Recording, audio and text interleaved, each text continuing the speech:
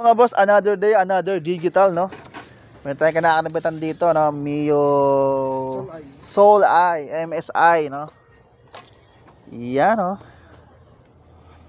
Ganda, di ba? Ayan, nag-line up tayo ngayon ng setup nito. Ayan. Kinakabit ko na lang ngayon yung para sa RPM wire saka sa clock display niya. Gagapang na lang sa baba. Tapos ito, gagapang to dun sa baba para sa ignition coil. Yan, pag magkakabit kayo nito, bibili nyo sa akin to buo na. Kakabit nyo na lang yan, oh. Same wiring na. Pero itong kay Sir ay ano to? Anong model to? GT. Ang wire socket na ito, ibang klase to eh. So ginamit naman yung stock pa rin niya. Pero yung isang version na parang standard version lang, ano yun, meron na yung 3 socket. Ganitong socket yung sa standard.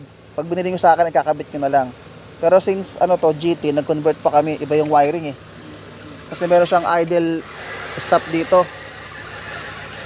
Ayan, pero gumagana naman na siya. So mamaya, antabayanan nyo, tapusin ko lang yung pagkabit.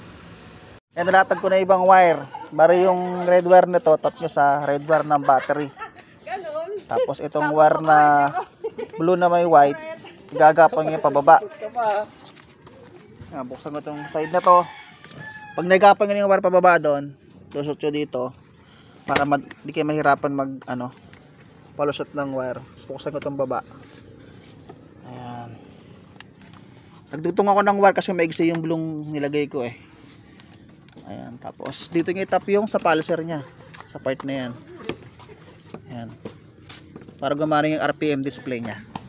So sasarado ko lang to, tapos mamaya balikan natin kayo, no. Panel nyo sa ibabaw, tatabasan nyo. Ayan. Para pag finit natin dito ay hindi ito. Yan, di kita yung buong panel nya. Wala siyang harang. At ayan na, natapos na natin, no. Testingin lang natin. Yan, may ilaw na. Ayan.